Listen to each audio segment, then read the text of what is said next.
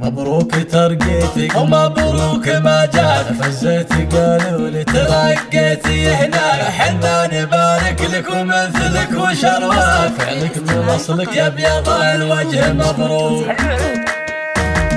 جتنا المشاير كلها شم خنيم، مصدارها طيب وميرادها طيب، مبروك الترقية عميد المواجيب، كل القصايد في محمد تدله، اليوم يوم المجد والراس صربان، والفكر يقدح بالبيوت القوية، في حفل غالينا محمد عالي الشان، هو يوم تخرجه من العسكرية،